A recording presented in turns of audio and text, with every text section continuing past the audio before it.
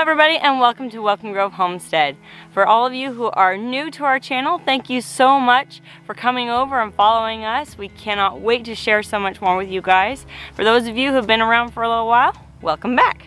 What I'm working on today is getting ready for our newest acquisition, which is going to be Idaho pasture pigs. So we have a friend in our local homesteading group who had some Idaho pasture pigs that gave birth a couple months ago, and pretty quick we jumped on the wait list saying that we wanted to get some from him. So we are getting 2 feeders as well as 2 gilts from him, which a gilt is a young female pig that has not yet had babies.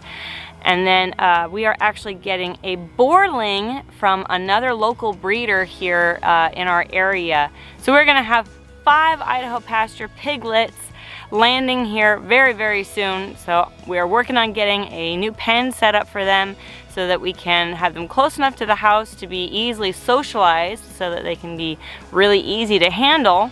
And also because, you know, they're cute and I want to keep an eye on them, and we don't want any predators to get them, things like that. So, closer to the house with little guys, the better. So the spot that I chose for the piglets is kind of the extended garden space that we originally had fenced and had our last batch of meat chickens on, was back there in that, not corner, but that back edge. And so we decided that we're gonna put the pigs on all this grass area. I have made this fencing. It's not set up yet, it's kind of just laid down, but it's gonna go all the way around and kind of cut into this barked area. It should make them a nice big play space.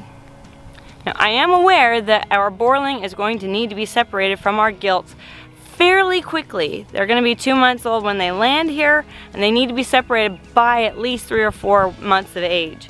So this is a very temporary situation where we're gonna have all 5 piglets in one location, but I figure that that is the best way to get them socialized, to only have one pen to visit and pet everybody. It's just, when you already have restricted time, it's gonna be easier if you can do more things in fewer trips. We've gotten our fence line all weed whacked, and now we're ready to set it all up, so we're gonna get going.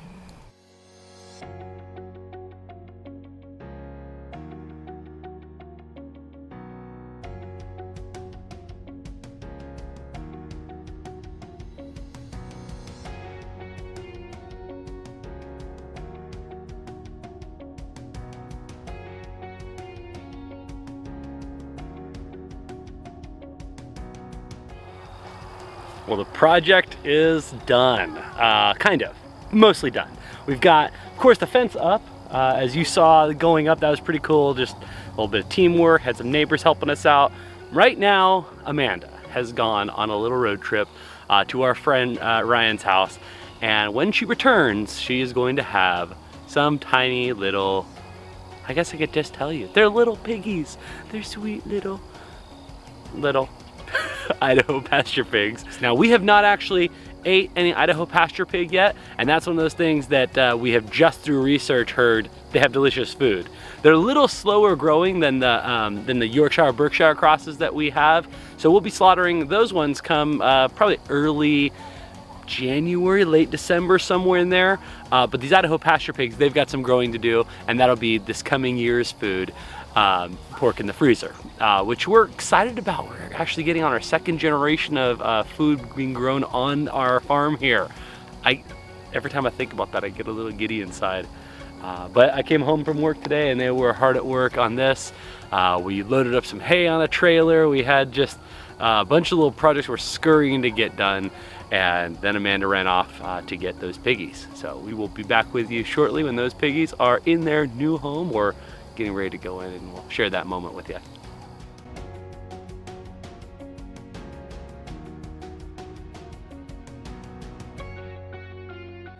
One of the things I'm gonna do while we're waiting for Amanda to come home is get this little garden patch protected from animals like deer. I don't know, maybe the deer will just jump right over it, but we're gonna do our darndest to try to keep them from that. Or especially dogs. Dogs will go in there. So I'm gonna put some single strand fencing. I might actually put 2 or 3 lines, and we're gonna just hook it right into this other fence. So when the pasture is on, the garden will be protected as well. And you can see I kind of have some of these white posts staked around the outside, and I'm just gonna hook wire up to it and let it use the current from the fence. Let's do this.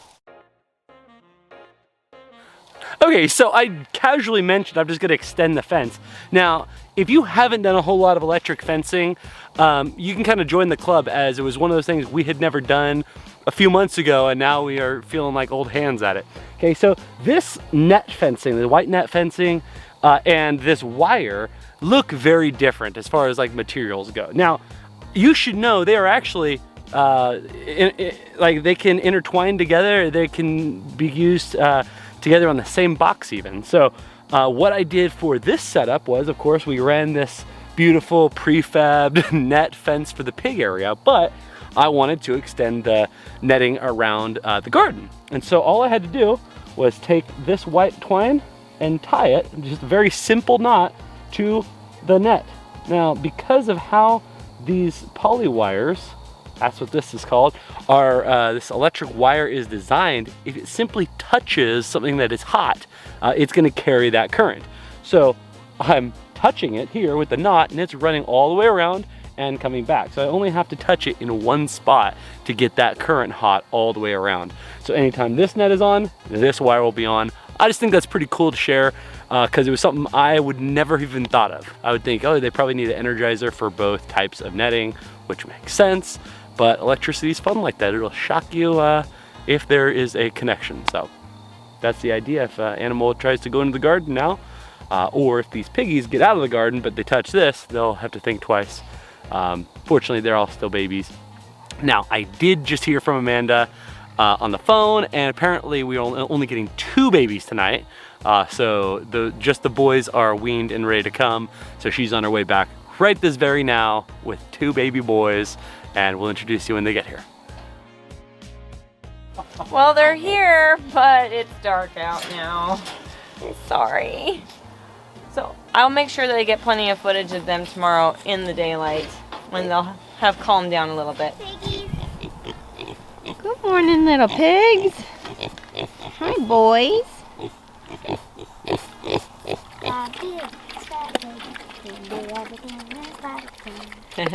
All right, so I have 2 piglets that I picked up. I was supposed to get 4, but the girls were not ready yet. So waiting a little bit longer for the girls to be weaned, and on Monday we're gonna pick up our little breeding boar. These guys are barrows, which means that they are neutered pigs, so they are strictly for freezer fodder.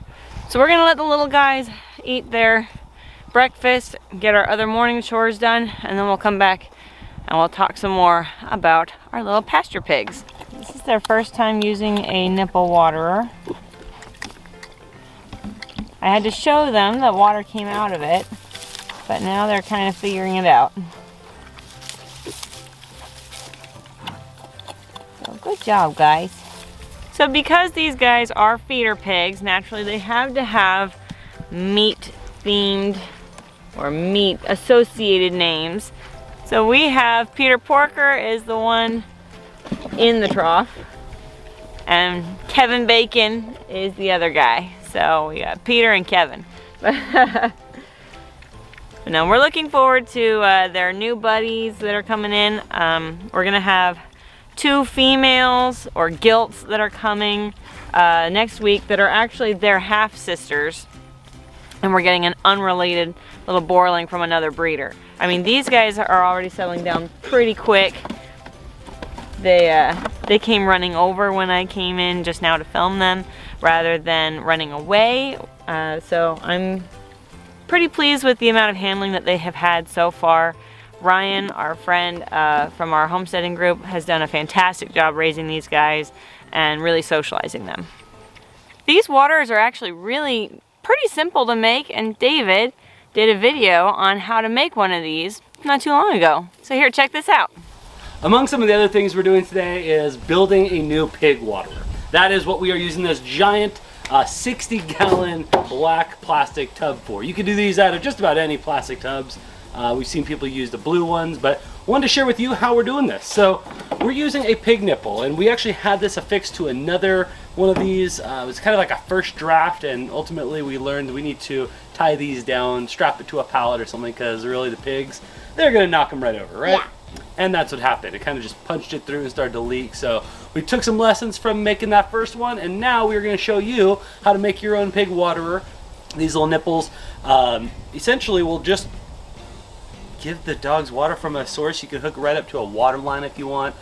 We are gonna just put it right here in this bucket, close to the bottom, about 10 inches from the bottom, so there will still be some weight on the bucket.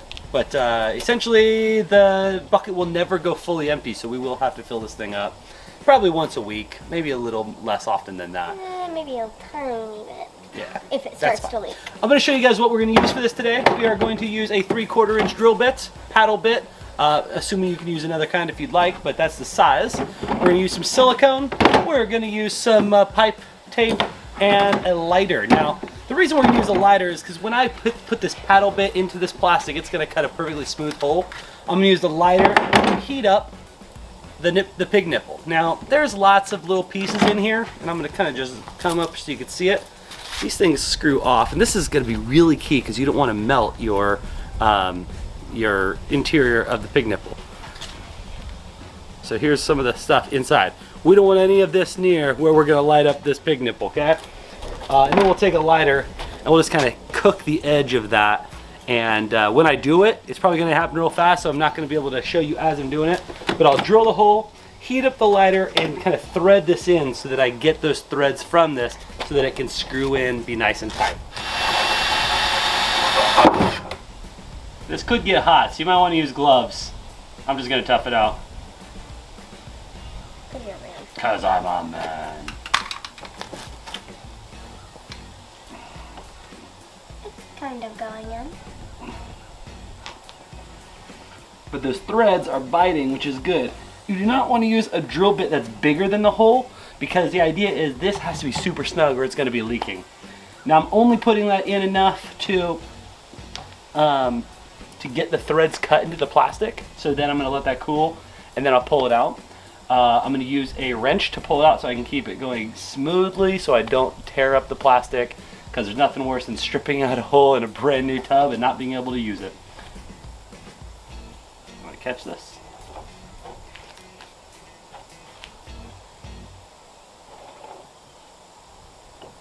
Alright, now this hole is neatly threaded, and putting it back in will be a little bit easier. Anytime you're using threads, you're going to want to tape that. That's going to make sure that it is fitting nice and tight. And I like to go around a couple times, but it's just going to help you make sure you don't have any leaks. The silicone's also going to do that, so we got a couple levels of defense here. The brand new tube of sealant that we just cut up was solid. I'm not sure why this silicone was solid, but must have got hot at some point. Fortunately, I have some other stuff, and that'll work just fine. So you're just going to put some silicone on your pipe and stick it in. You want enough that it is going to be on both the inside and the outside. So I'm going to put it on pretty liberally. It shouldn't be too hard to put this back in because, like I said, those threads have now been kind of melted into place, and that makes it very easy to thread it. Put a little extra on there just in case. As far as I'm concerned, you can't have too much silicone. You just don't want it to be I was hoping to use that other kind because it's supposed to dry really quick. This stuff's going to take 24 hours to cure, so we'll have to put the water in there tomorrow and do them by hand for the rest of the day today, which isn't a big deal because I don't have to feed them. That's Nathan's job. He's making a face. Nathan is right behind the camera, really upset that I just said that. Alright, we'll let that silicone set. Plenty on there now. And tomorrow we'll be able to fill this up for the piggies. Piggies. Piggy. So there you have it, a pig waterer. And the nipples are pretty easy to find. I would imagine you can find them on Amazon. We got ours from Tractor Supply, but they don't usually have very many of them in stock. So I wouldn't necessarily rely on them to have them. But they're not super hard to obtain if you wanted to order them online. Now the little guys are kind of still mastering the art of drinking from the nipple waterer. But these ladies over here, they know what's up. They know how to do it. They've had theirs since, actually they were trained onto a nipple waterer before we got them. So they've had one pretty much their whole lives. And they're very excited now because I came over. Hey girls. Hey girls. Yeah. So to keep everybody straight, this one's Baconia. Whoop.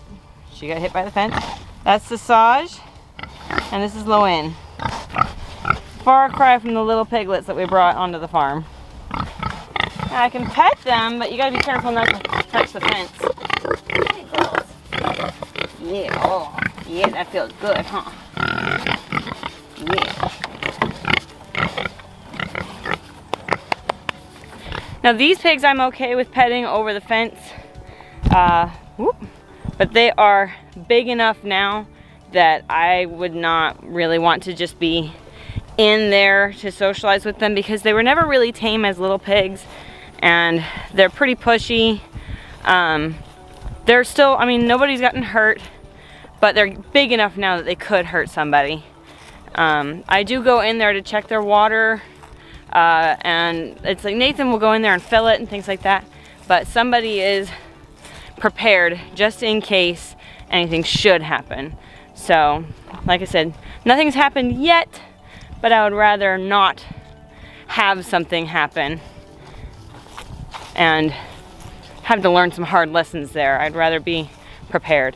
Now I did meet the sows that our friend has that we're getting all of our, well, most of our little pigs from. And as adults, these sows are very friendly, they're personable, they're nursing their babies and you can be petting on them. Like, they are very tame, they've been socialized from day one.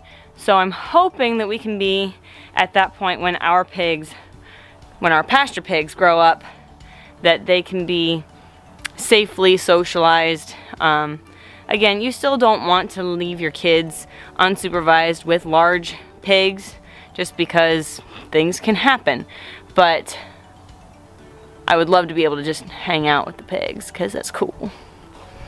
I don't know why, I just feel like pigs are such an ultimate farm animal. Even though it's like cattle are bigger, and yes, you have to have more space for cattle, but I don't know why, I'm just like, we have pigs, so yeah, it's a farm. It's so silly. So another thing that I want to do today is let the calves out. It's about the middle of the afternoon, so it's been long enough since their morning feeding that they'll be motivated to try and nurse some more. So I kind of want to be able to watch them and observe them and see what they do. Hey babies, you guys ready to go out into the pasture?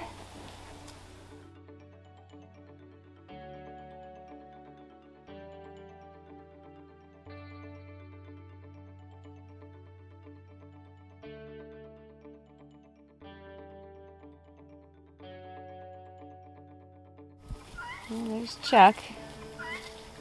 Jasmine is somewhere down the hill. Nobody's tried to nurse or anything yet. Well, certainly makes for a good day. New pigs. Letting the calves out makes me feel really good seeing them out on the pasture with the other cattle, letting the babies run around and eat grass and all the things that calves should be doing. On that note, I think it is a wonderful time to end. As always, this is your country nerd with a goat herd saying that you can grow where you're planted.